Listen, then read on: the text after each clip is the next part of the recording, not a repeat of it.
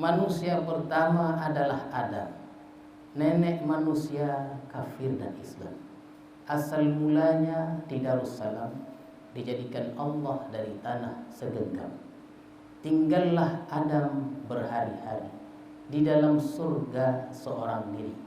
Dilihatnya burung dua sejoli, inginlah Adam hendak beristri.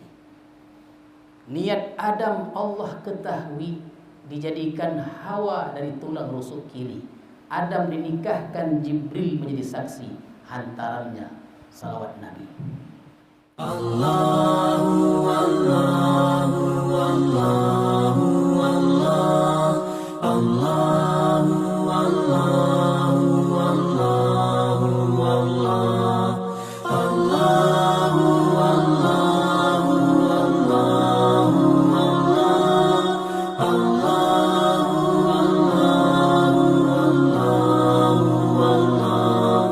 Allahu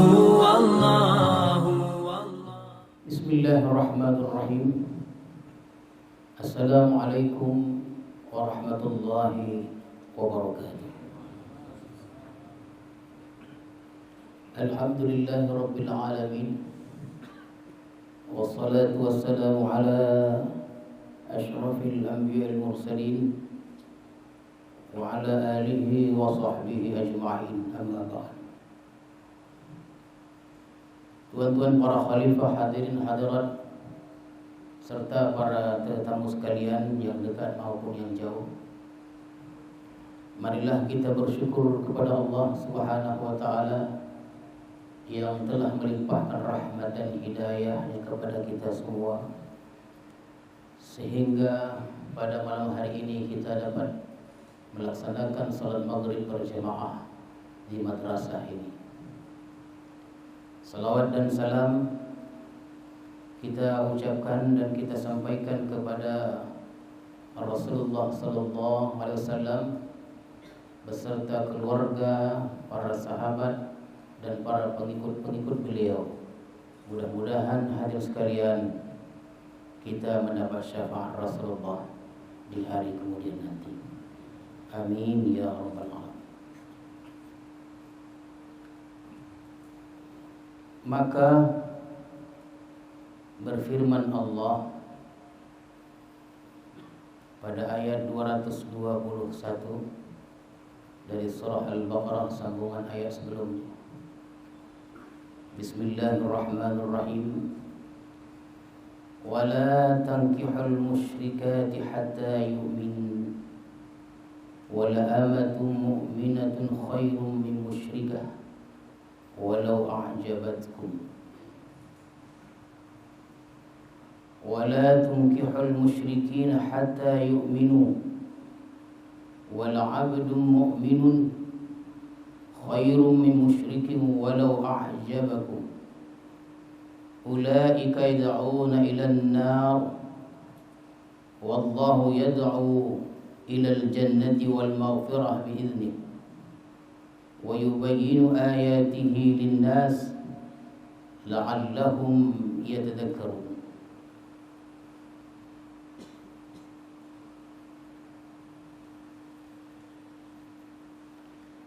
Wala tankihul musyrikat, jangan engkau nikahi perempuan musyrik sehingga mereka beriman, hatta yu'min. Wala amatun mu'minatun,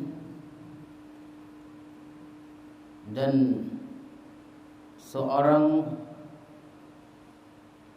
hamba perempuan yang beriman itu khairun, lebih baik dari seorang perempuan musyrik yang merdeka, min musyrikah, walau a'jabatkum, walaupun kecantikannya menarik hatimu. Wala tunkihul musyrikin, dan jangan pula engkau nikahkan laki-laki musyrik sehingga mereka beriman. Wala 'abdun mu'min, seorang hamba laki-laki yang beriman itu lebih baik min musyrik, dari laki-laki yang musyrik, walaupun ketampanannya menarik hatimu, walau a'jabakum. Ulaika yad'una ila an-nar, mereka mengajak kamu kepada neraka. Wallahu yad'u ila al-jannah, sementara atau sedangkan Allah mengajak kamu kepada jannah, surga. Wal maghfirah, dan keampunan biizni, karena izinnya. Wa yubayyinu ayati, dan Allah menjelaskan akan ayat-ayatnya, linnas, bagi manusia, la'allahum yatadzakkarun, mudah-mudahan mereka ingat. Inilah hadirin sekalian terjemahan dari ayat 221 ini. Ini tentang jodoh, perkawinan. Dalam bab fikih ini disebut munakahat. Jadi hadirin sekalian, ada seorang sahabat Rasulullah bernama Marsal Al-Maghnawi. Diutus Rasulullah ke Mekah untuk membicarakan beberapa hal, di antaranya untuk berunding melepaskan orang-orang beriman yang disiksa di Mekah setelah Rasulullah hijrah ke Madinah. Maka diutuslah Marsal Al-Maghnawi ini ke Mekah untuk membicarakan hal tersebut, perkara tersebut, untuk melepaskan orang-orang beriman yang disiksa di sana. Jadi ketika sampai di Mekah, Marsal Al-Maghnawi ini berjumpa dengan kekasih lamanya waktu di Mekah, bernama Inak. Bukan Ilok. Kalau Ilok Goli, Inak namanya. Dan Inak ini dia masih menaruh hati kepada Marsal, tak boleh dilupakannya, walaupun sudah berpisah dalam beberapa bulan. Tak bisa dilupakannya, tak boleh dilupakannya. Maka dicurahkannya hati itu kepada Marsal Al-Maghnawi bahwa dia masih mencintai Marsal ini. Tapi Marsal yang dididik oleh Rasulullah, sahabat-sahabat Rasulullah ini luar biasa. Beliau menolak dengan penuh kesopanan. Tidak pantas dirinya itu untuk disandingkan dengan seorang yang musyrikah. Dan dia cepat-cepatlah, karena keadaannya tidak aman lagi di Mekah. Karena Inak ini hadirin sekalian memanggil orang-orang Mekah untuk menganiaya Marsal ini. Inilah, kalau cinta ditolak itu balasannya. Panggilnya orang preman, begitulah citonya, bantai itu. Dia telah menolak cintaku, begitu.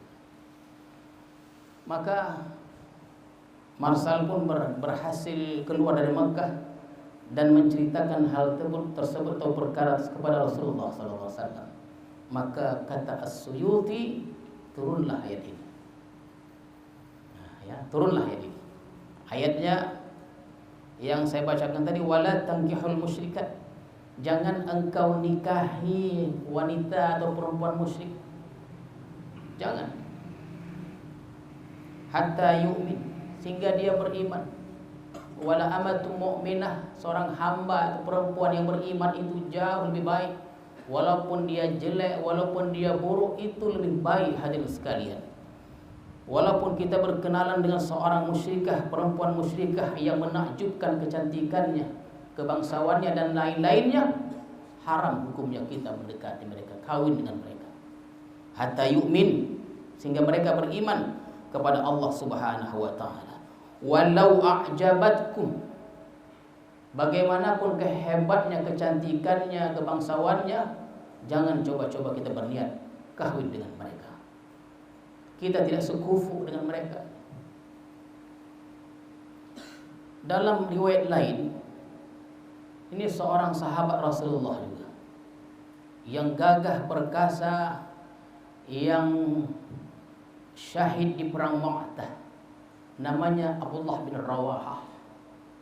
Gagah perkasa, tampan lagi, bangsawan, pernah suatu kali beliau ini khilaf ditampanya. Ya. Tampa tuh tampar, ditempeleng. Budaknya perempuan nyanya. Orang Arab kalau menampak bukan seperti orang Melayu menampak. Oning 7 keliling. Ditampaknya hamba yang perempuan berkulit hitam, tapi ada nilai ra'fah dan rahmah dalam dirinya. Kasihan dia, tak sampai hati, dia merasa khilaf. Maka datanglah Abdullah bin Rawahah kepada Rasulullah menceritakan perkara tersebut. Dan beliau berniat memerdekakannya dan kawin dengannya. Kan main-main. Orang Afrika, tahu tuan orang Afrika, hitam, macam bilan. Akhirnya memang beliau memerdekakan hambanya tadi, perempuan yang berkulit hitam tadi, dan kawin dengannya. Sedangkan Abdullah bin Rawahah ini luar biasa tampan gagah, terpandang dalam masyarakat di Mekah dan di Madinah. Kawin, tahulah masyarakat, berkombolah masyarakat di hulu dan hilir. Heran aku. Apa heran? Mau pula Rawahah dengan dia. Kenapa dengan tidak aku? Dengan aku pula katanya. Akhirnya Abdullah bin Rawah kawin dengan hambanya yang berkulit hitam itu. Maka riwayat mengatakan turunlah ayat berikutnya mengisahkan tentang ini, kata Allah, wala tunkihul musyrikin. Kalau tadi wala tankihul musyrikat, jangan engkau nikahi. Sekarang wala tunkihul musyrikin, jangan engkau nikahkan. Hatta yu'minu, jangan engkau nikahkan laki-laki musyrik sehingga mereka itu beriman. Wala abdun mu'min, seorang hamba lelaki yang beriman ini khair, lebih baik min musyrik, lebih baik dari seorang laki-laki yang musyrik. Walau a'jabakum, walaupun ketampanan itu mengikat hati, menarik hatimu.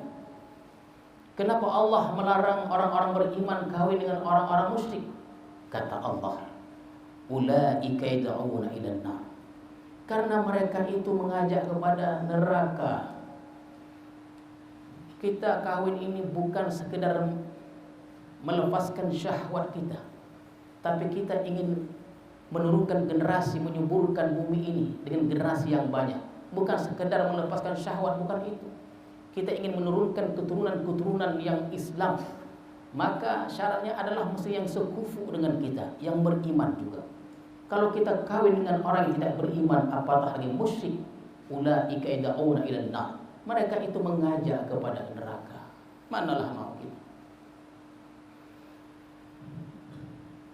Mana tahu, ini mana tahu, tiba-tiba besok atau minggu depan terjumpa tuan-tuan dengan seorang perempuan yang lagaknya meminta ampun. Nah ampun, menyerah gitu, baik. Asal bercakap dia temonong gitu. Dirayunya kita, cepat-cepatlah pergi dari tempat itu. Tidak terbuai. Mana tahu. Wallah, sementara Allah ini yad'u ilal jannah, sedangkan Allah mengajak kepada jannah, surga, wal maghfirah, dan keampunan biizni, dengan izinnya. Jadi hadirin sekalian, yang tidak sekufu dengan kita yang tidak beriman nih, jauhkan dia. Bergaul tidak apa-apa. Untuk menjalin perkahwinan itu tidak boleh, haram hukumnya. Karena mereka mengajak kepada neraka, sedangkan Allah mengajak kepada surga, maghfirah, atas izinnya. Wa yubayyinu ayatihi linnas, dan Allah jelaskan ayat-ayatnya bagi manusia, la'allahum yatadzakkarun, mudah-mudahan mereka ingat, ya, ingat akan ayat-ayat Allah ini, penjelasan Allah bahwa ini adalah tidak boleh. Kita nih Di Besilap ini kan adat itu kan masih kita pegang. Adat Melayu. Dulu orang-orang tua kita masih memegang adat-adat resam Melayu. Jadi adat Melayu sangatlah indah. Dulu bahkan di Malaysia orang-orang non-muslim mereka apabila masuk Islam mengatakan masuk Melayu. Begitu di Malaysia itu masuk Islam itu artinya masuk Melayu.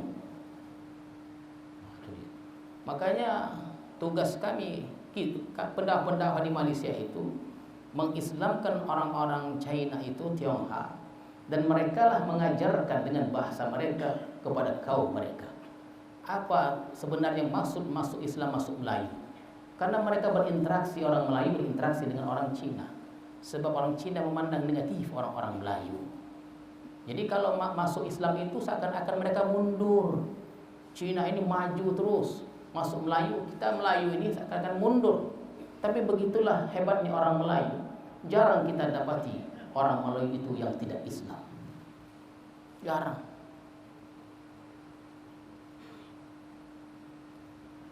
Di Rantau Perapat apa saya pun lupa.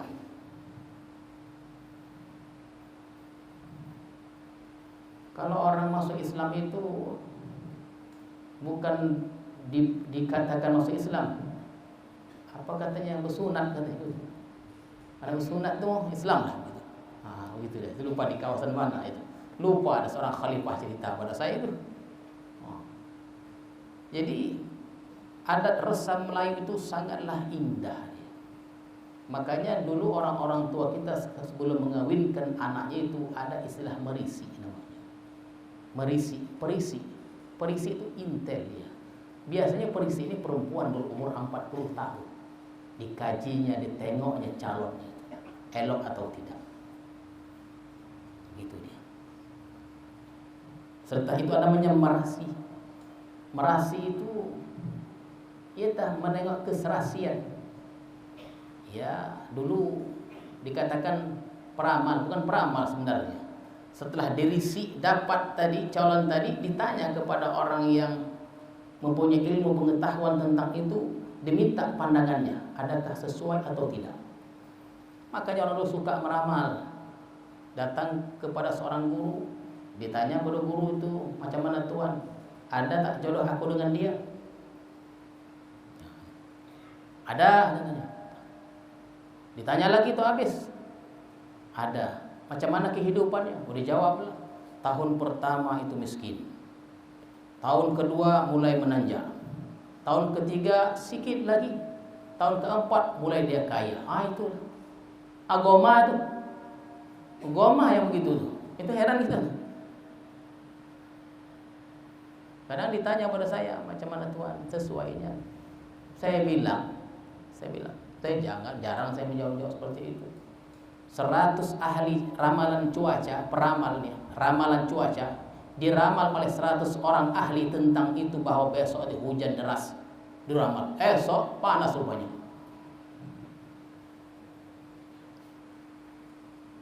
Setelah merasi ada namanya meminang. Begitu indahnya adat kita Melayu itu begitu dia. Mengantar tanda dan akhirnya dilangsungkanlah perkawinan itu. Tengok jadi merisi ini dia perlu sekufu atau tidak. Maka dalam Islam itu ada sabda Rasulullah SAW sekalian, dalam salah satu hadisnya, tunkahul mar'ah li arba'in. Jadi perempuan itu dinikahi sebabnya karena 4 perkara. Yang pertama adalah li jamaliha, karena kecantikannya. Memang naluri manusia ini, lelaki ini suka akan kecantikan, dan kecantikan itu tidak kekal. Sebulan aja cantik saja. Sebulan. Setahun dah lama kali itu. Begitulah dia. Kita ni lelaki. Lijamaliha, limaliha, karena hartanya. Harta pun tidak kekal. Turun naik, pasang surut harta tadi dalam sebuah keluarga terjadi dalam setiap individu manusia. Linasabiha, apa dia? Nasabnya. ya, nasabnya. Nasabnya ini bukan sekedar nasab, dalam huraian yang lebih luas lagi bukan sekedar nasab dia, pemikirannya, kelakuannya dan lain, pemikirannya, kesehatannya, lidiniha. Yang terakhir tuh lidiniha. Nasab pun dia tidak kekal. Yang kekal itu dia lidiniha. Fasfar bidzatid din taribat yada. Maka pilihlah agama itu. Itu yang akan buat kekal, membahagiakan dunia dan akhirat. Kecantikan, harta, kemudian nasab itu tidak ada artinya di kemudian hari.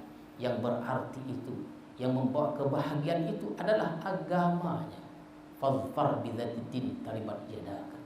Maka wal abdun mu'min, maka laki-laki yang beriman itu, walaupun dia seorang hamba, elok kelakuannya, jangan teragak-agak lagi. Timolah. Dan mahar jangan mahal-mahal. Nabi Adam maharnya selawat Nabi aja. Tahu. Saya ulang lagi pantun Melayunya itu. Goma saya.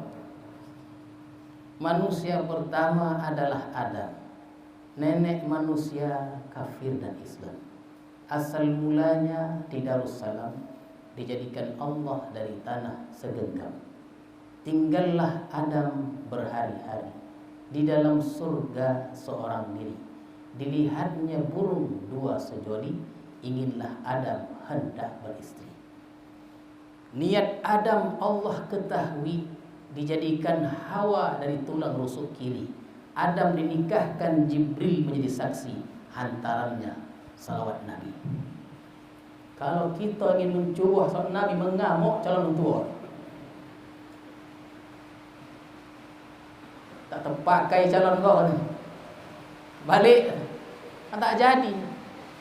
Hanya gara-gara hantarannya salawat Nabi.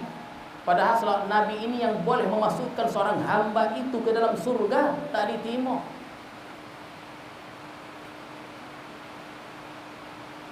Yang biasa-biasa aja. Terkadang orang ingin dia hebat, tak apa, boleh dibolehkan. Terkadang mungkin dari kalangan orang Islam ini akad nikahnya di depan Ka'bah. Contoh, akad nikah depan Ka'bah. Kawinnya di mana? Dalam masjid yang mewah. Hanya bertahan 1 bulan saja. Elok nikah di nosah lagi. Kalau dia boleh bertahan lama, akad di Mekah boleh. Kalau payah-payah kali pun akad di mana? Ya hati-hati bawah. Belum pernah terjadi lagi itu. Kalau tuan-tuan ingin seperti itu boleh, tak ada larangan. Di mana akad nikahnya? Sampai hati. Kalau itu yang boleh mengekalkan, di apa salah? Kalau kita akad nikah di tempat yang mewah, pesta di tempat yang mewah hanya bertahan 1 bulan, apalah gunanya? Lebih baik di tempat yang sederhana. Maka kami pesankan kepada ibu-ibu, tuan-tuan, kalau datang seorang lelaki meminang anak tuan, sederhana rupanya, tidak seberapa hartanya, tapi dipandang elok kelakuannya, jangan teragak-agak untuk menerima. Timolah dia. Kalau kurang duitnya, tambah duitnya. Berapa yang kurang? Biar aku tambah calon mertua. Belum jadi mertua lagi, calon ditambah. Begitu. Saya teringat ketika Rasulullah SAW dalam kesedihan. Ceritanya panjang tapi kita ringkaskan. Seperti agak bersekongkol antara Hafsah dan Siti Aisyah. Hafsah ini anak orang hebat, anak Umar bin Khattab, minta sesuatu kepada Rasulullah, kepada suaminya. Dan didengar oleh Umar bahwa permintaan itu agak menyusahkan Rasulullah, seorang pemimpin yang tidak begitu banyak hartanya. Dipanggilnya Hafsah. Taulah Umar, Hafsah, kalau engkau minta sesuatu, jangan engkau minta kepada suamimu, minta kepada ayah Umar. Begitu dia mentua itu. Kau diapi-api kan ya? Nyumbang-umbangnya, itulah aku bilang dulu dah. Aku bilang dulu jangan. Apa tak semakin panas anak tadi. Nah, makanya kalau kita ingin konsultasi kepada seorang, pandang dulu orang itu sesuai atau tidak. Walaupun dia keluarga kita, kadang dia diumbang-umbangi kita. Selesai, pagar pun patah.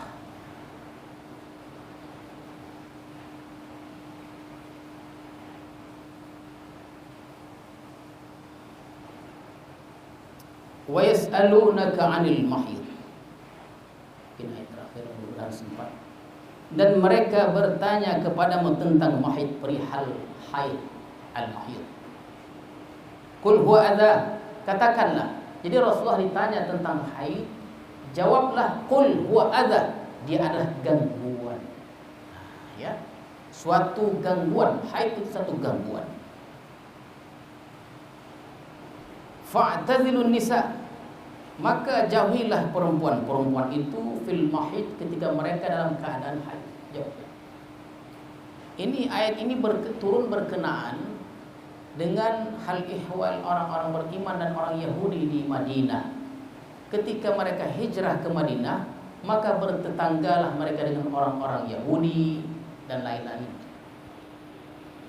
Kebiasaan orang Yahudi dan diajarkan kepada mereka dalam kitab perjanjian lama bahwa kalau istri-istri mereka itu dalam keadaan haid, mereka jauhkan apa yang dipegang oleh istri yang sedang haid itu, maka najis hukumnya, dan segala yang mereka dudukkan hukumnya najis. Begitulah pandangan mereka. Kesian dengan perempuan dalam pandangan orang-orang Yahudi. Maka bertanyalah beberapa orang sahabat kepada Rasulullah tentang hal itu. Maka turunlah ayat ini, fa'tazilun nisa, maka jauhkanlah perempuan itu yang haid. Apa makna fa'tazilu? Fa'tazilu ini kata-kata yang indah yang Allah gunakan. Maksudnya janganlah dekati dia, jangan adakan persetubuhan. Maaf, begitulah. Tapi Allah tidak menggunakan perkataan itu, tapi Allah gunakan fa'tazilu. Indahnya bahasa itu. Jadi orang-orang Yahudi ini jangan pula kita ikuti. Kalau istri-istri kita sedang haid, kita hantar tak kemana-mana. Bukan begitu jauh. Fa'tazilu, jangan dekati dia, karena dia ada gangguan. Gangguan diganggu karena kebiasaan yang biasa. Biasa yang normal, untuk sementara tidak normal. Dia tidak bersih, dia kotor. Dan itu bukan kehendak perempuan, tapi kehendak Allah. Tuan-tuan mesti tahu, haid ini bukan kehendak perempuan. Kalau perempuan boleh mengatur haidnya, sodak betul. Lagi maleh dia, aku haid kamu. Dia aturnya. Agak-agak aku maleh ini, maleh. Nah, yang kita khawatirkan perempuan ini goma haid. Kenapa goma? Tak ada kewajiban. Oh, bahaya. Jadi haid ini bukan kehendak perempuan, tapi kehendak Allah. Oleh karena itu, karena kehendak Allah, maka ikutilah peraturannya dan aturan. Fa'tazilu, kata Allah. Wah, hebat kata-kata itu. Jauhkanlah dia. Kenapa? Karena pada saat itu terjadi pembersihan di dalam rahim perempuan itu. Begitu dia. Kotor. Ya, 6 hari atau normalnya 7 hari. Dan ada yang lebih daripada itu. Maka saat perempuan seperti itu, fa'tazilun nisa, kata Allah. Jauhkanlah. Bukan jauh dihantar dia ke Medan, dihantar dia ke Binjai. Kenapa Tuhan hantar dia selalu ke Binjai? Haid.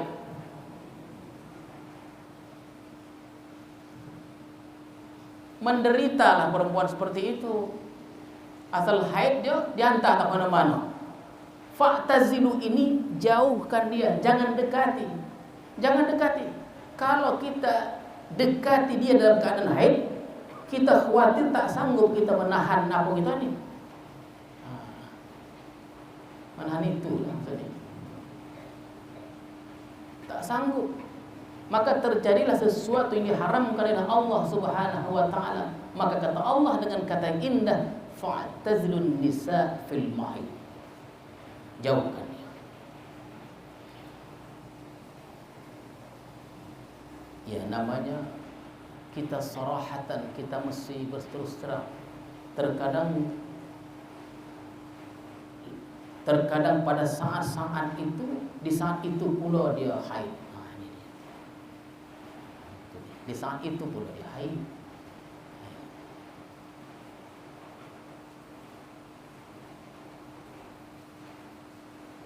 Itu di kalangan sahabat itu diceritakan dalam Ihya Ulumuddin itu. Ada sahabat itu istrinya beratus, 100, 200 orang. Kalau zaman sekarang ini dua heran, satu kampung. Padahal orang dulu berpuluh-puluh, beratus-ratus. Bukan saya mau menyuruh, jangan pula tentuan ini salah paham ya. Fa'tazilun nisaa fil mahid. Jauh. Wala taqrabuhunna hatta yathurn. Dan janganlah engkau dekati mereka sehingga mereka bersih. Itu dia. Jangan dekati. Yang satu tu aja tak bolehnya. Satu saja tak boleh. Yang lainnya bukan kita katakan boleh, takut nanti boleh terlopeh. Itu dia. Jadi wala taqrabuhunna. Kalau yang muda-muda hati-hatilah. Kalau yang tua pertahanannya kuat. Fa idza tatahharna, dan apabila mereka itu bersih, kata Allah, sudah bersih, sudah cukup 6 hari 7 hari, dan mereka sudah mandi. Ya, sudah mandi. Dan mandi itu ada aturan-aturan, bukan mandi biasa, bukan. Dia ada mandi haid ini, ada cara-caranya. Ya. Fa idza tatahharna, apabila mereka sudah bersih, sudah suci, fa'tuhunna, barulah dekatilah, datanglah dengan cara penuh kesopanan. Kalau tadi fa'tazilun nisa wala taqrabuhunna, tapi setelah mereka bersih, fa'tuhunna, dekatilah. Kan indah dia begitu.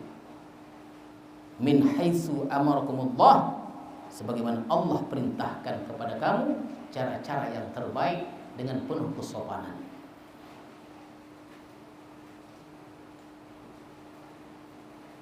Innallaha yuhibbut tawwabin, sesungguhnya Allah suka kepada orang-orang yang bertaubat, wa yuhibbul mutatahhirin, dan Allah suka kepada orang-orang yang bersih.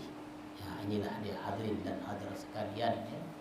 Tentang ada 2 ayat saja mengenai nisa'ukum harsul lakum fa'tu harsakum anna syi'tum wa qaddimu li anfusikum wattaqullaha wa'lamu annakum mulaquh wa basyiril mu'minin. Insyaallah di lain kesempatan kita akan jelaskan tentang nisa'ukum harsul lakum, bahwa perempuan-perempuan kamu atau istri-istrimu itu adalah harsul lakum, ladang bagimu. Di ladang itu kata Allah, fa'tu harsakum anna syi'tum, masuklah dari jalur manapun dia, tapi kita ladang ini ladang yang subur, tanamlah bibit itu. Ya, tanamlah benih-benih itu sehingga dia subur, menghasilkan tanaman yang elok, subur dan banyak hasilnya. Demikian juga halnya nisa tadi, nisa itu perempuan. Kita kata Allah ini diharapkan darinya ada generasi-generasi yang banyak, karena Rasulullah suka kepada umat yang banyak kelak di hari kemudian nanti. Wattaqullaha wa'lamu wa qaddimu li anfusikum, maka sediakanlah dirimu, kata Allah Subhanahu wa taala, wattaqullaha wa'lamu, dan bertakwalah dan ketahuilah, annakum mulaquh, engkau akan menjumpai Allah Subhanahu wa taala. Artinya dalam kehidupan rumah tangga ada peraturan-peraturannya, ada hukum-hukumnya. Bila kita melanggar dalam kehidupan rumah tangga itu, kata Allah, mulaquh, engkau akan menjumpai Allah Subhanahu wa taala, akan diperhitungkan benar dan salahnya. Dan ditutup wa basyiril mu'minin, dan berilah berita gembira kepada orang-orang beriman. Demikianlah hadirin sekalian, mudah-mudahan ada manfaatnya 3 ayat kita tafsirkan pada malam hari ini. InsyaAllah kita berjumpa pada malam esok kita sambung kajian tentang Al-Hikam. Semoga Allah ridha pada kita, cucukan rahmat kepada kita semuanya, dan kita dimasukkan ke dalam golongan orang-orang yang bertakwa. A'udzubillahi minasyaitonirrajim. Bismillahirrahmanirrahim. Allahumma zidna ilma warzuqna fahma walhiqna bis-salihin. Allahumma ij'al jam'ana hadza jam'an marhuma wa tafarruqana min ba'dihi tafarruqan ma'suma. Wa sallallahu ala sayyidina Muhammadin wa ala alihi wa sahbihi ajma'in. Walhamdulillahi rabbil alamin. Assalamualaikum warahmatullahi wabarakatuh.